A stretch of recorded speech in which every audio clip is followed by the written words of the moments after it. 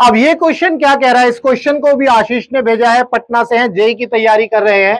Question क्या कह रहा है, two particles start together from point O and slide down along a straight smooth inclined plane at 30 degree and 60 degree to the vertical and in the same vertical plane as in figure. The relative acceleration of second with respect to the first one will be in magnitude and direction as. तो ध्यान से समझना है इस question को। इस question में क्या गड़बड़ हो रही है या सॉल्यूशन कहीं पर भी देखा होगा तो दिक्कत कहां हो रही है वो बताऊंगा। लेट्स से ये फर्स्ट पार्टिकल है, ये फर्स्ट है और ये सेकंड है। अब हमें निकालना है acceleration of two with respect to one. ये हमारा कितना होगा ये हमें चेक करना है। अब एक्सीलरेशन निकालने के लिए पहले आपको ये पता होना चाहिए कि लेट्स से हमने इसका मास मान लिया m, इसका मास कितना मान लिया जी m, दोनों का मास m मान लिया, ठीक है जी। तो इसका जो एक्सीलरेशन आएगा वो कैसे निकालेंगे, देखो इसका वेट लगेगा डाउनवर्ड, ये लगेगा वेट mg डाउनवर्ड, इसका भी वेट डाउनवर्ड mg डाउनवर्ड, यहां तक क्लियर है।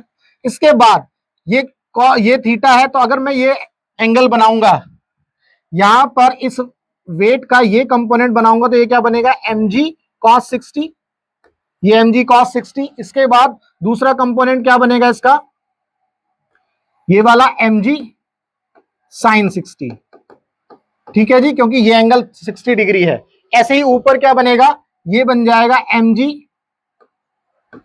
cos 30 और ये बन जाएगा mg sin 30। यहां तक तो कोई दिक्कत है नहीं मुझे लगता है, तो यहां तक आप बना लोगे। अब ध्यान से समझना है इस क्वेश्चन को, क्योंकि जब ये मास स्लाइड करेगा इंक्लाइंड प्लेन के अलोंग तो इसका एक्सीलरेशन इसी डायरेक्शन में मिलने वाला है। भाई इसका एक्सीलरेशन आपको किस डायरेक्शन में मिलने वाला है, आपका एक्सीलरेशन इसी डायरेक्शन में मिलने वाला है। लेट्स से ये एक्सीलरेशन है 1, ऐसे ही इसी का ये सेकंड पार्टिकल है, इसका एक्सीलरेशन a2, क्लियर है। क्या आपको इस डायरेक्शन में एक्सीलरेशन मिलेगा ये हम चेक करेंगे।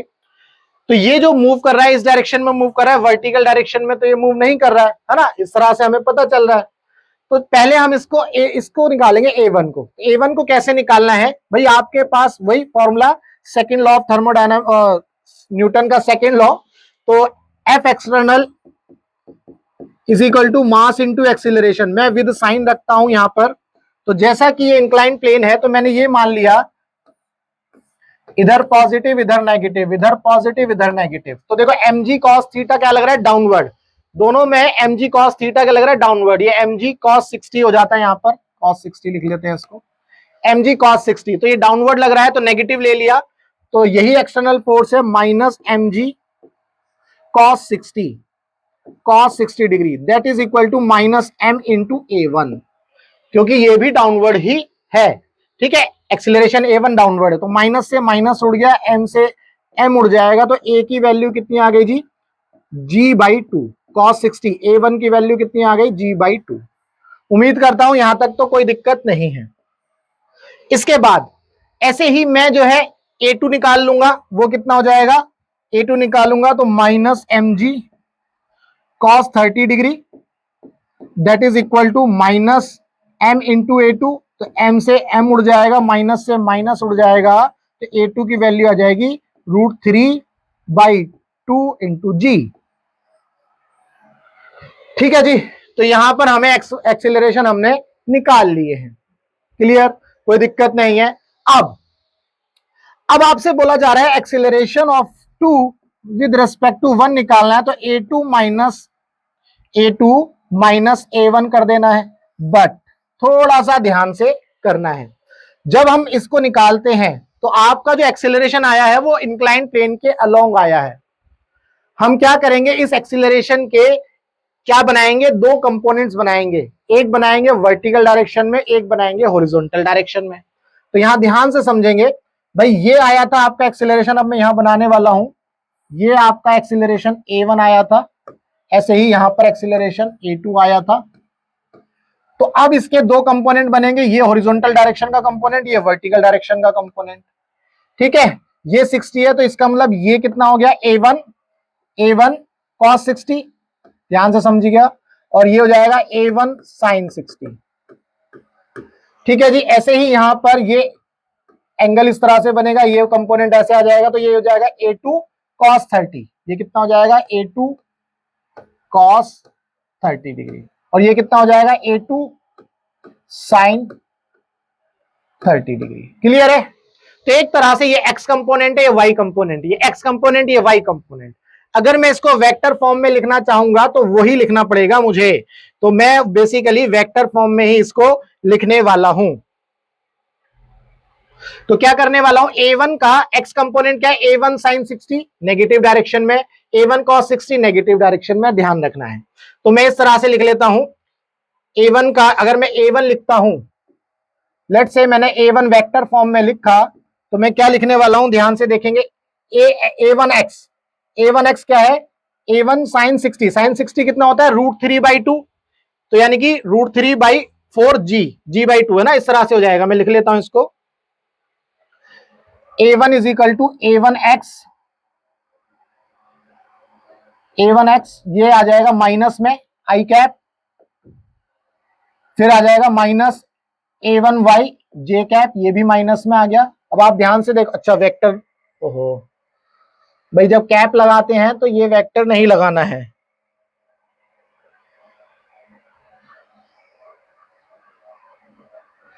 A1x i कैप माइनस का, then minus A1y j cap. ठीक है जी, ये आ गया। तो A1x माइनस में A1x कितना है, ध्यान से देखेंगे, A1 sin 60, A1 कितना है g/2, तो g/2 sin 60 की वैल्यू √3/2 माइनस A1y कितना है, A1 cos 60, A1 cos 60, अब cos 60 कितना होता है 1/2, तो g/4 हो जाएगा ये, तो g/2 और cos 60 कितना हो गया g/2, और ये आ गया j कैप। तो यहां पर आपको मिल गया, सॉरी 1/2 ये, ठीक है। तो ये आ गया माइनस में √3/4, इस तरह से लिख लेते हैं g, माइनस ये आ गया 1/4, ये आ गया g। ठीक है जी, ये i कैप और ये j कैप, वेक्टर फॉर्म में बेसिकली मैंने लिख लिया है। सिमिलरली आप A2 वेक्टर के लिए लिखेंगे, A2 वेक्टर के लिए जब लिखेंगे तो माइनस में A2x i cap minus A2y j cap. अब A2x कितना है, ध्यान से देखेंगे, A2 sin 30 है ना, A2 sin 30, और A2 कितना आया था √3/2 g, तो ध्यान से समझना, sin 30 की वैल्यू 1/2, तो कितना हो गया A2x माइनस में √3/2 इंटू 1/2 इंटू जी। ठीक है, ये हो गया आपका i कैप, माइनस A2y कितना है,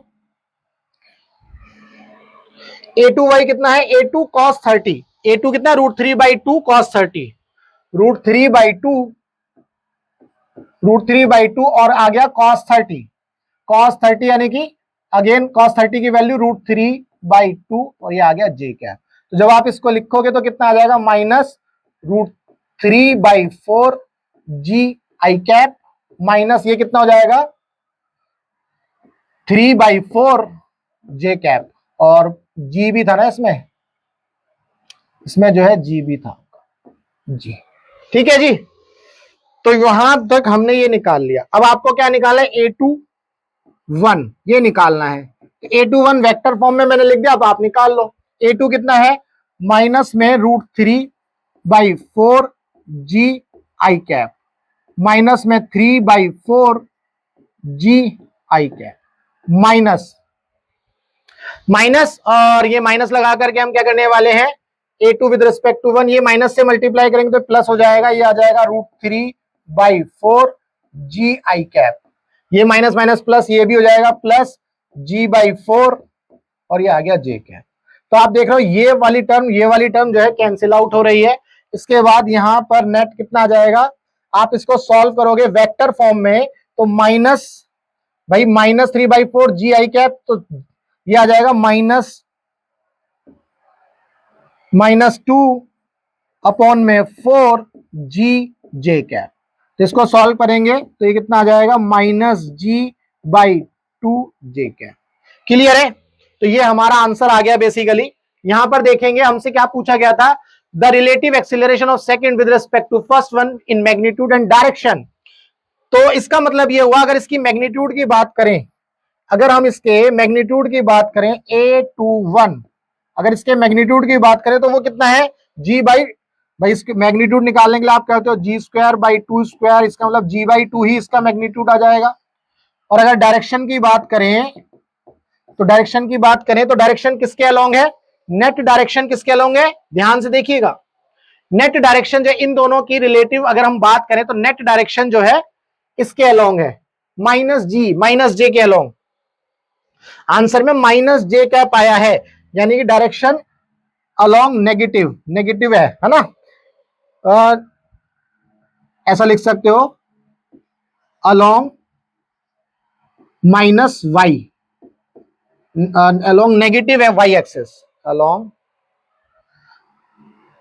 वाई एक्सिस डाउनवर्ड। ठीक है जी, तो ये हमारा नेट एक्सीलरेशन आ गया। तो यहां से हमें ये पता चला कि जो नेट एक्सीलरेशन है वो किस डायरेक्शन में, डाउनवर्ड है। इन दोनों के रिलेटिव का, ये याद रखना, रिलेटिव का है, इनका इंडिविजुअल की बात नहीं कर रहे हैं, हम रिलेटिव की बात कर रहे हैं। आप सोचो अरे इंडिविजुअल तो जो है इधर आ रहा है, ये भी इधर आ रहा है, तो ये डाउनवर्ड कैसे हो गया। हम रिलेटिव की बात कर रहे हैं, तो हाँ रिलेटिव पूछा है, relative acceleration of second with respect to first with will be in magnitude and direction as. ठीक है, तो हमने जो है ये निकाल लिया जी। उम्मीद करता हूं आपको इस क्वेश्चन के अंदर जो भी डाउट होगा, अच्छा ये आ गया ना G/2 in vertical direction, option देख लेते हैं, G/2 इन वर्टिकल डायरेक्शन, तो G/2 आया आंसर। तो तीनों में से मैग्नीट्यूड तो मैच ही नहीं कर रहा, तो वो है G/2। वर्टिकल डायरेक्शन मैंने बोल ही दिया है, अलोंग वाई एक्सिस, है ना, अलोंग वाई एक्सिस डाउनवर्ड, इसका मतलब वर्टिकल डायरेक्शन के अलोंग है। ठीक है जी, उम्मीद करता हूं इस क्वेश्चन के अंदर जो भी डाउट था वो जरूर क्लियर हुआ होगा। अगर आपका डाउट क्लियर हुआ तो वीडियो को लाइक करना, चैनल को सब्सक्राइब करना मत भूलना। अगर आपका फिजिक्स में कोई भी डाउट है या केमिस्ट्री में कोई भी डाउट है तो आपको करना है क्या, आपको इस नंबर पर जो व्हाट्सएप करना है। आप दुनिया के किसी भी कोचिंग सेंटर में पढ़ते हो, चाहे फिजिक्स वाला में, एलन में, आकाश में, फिरजी में, आपका फिजिक्स और केमिस्ट्री का डाउट सॉल्व नहीं हो रहा है तो आपको सिर्फ ये करना है, आपको अपना डाउट जो इस नंबर पर व्हाट्सएप करना है, हम आपके डाउट का बेस्ट वीडियो सॉल्यूशन आपको बना करके देंगे। तो चलिए मिलेंगे हम अपने नेक्स्ट डाउट में।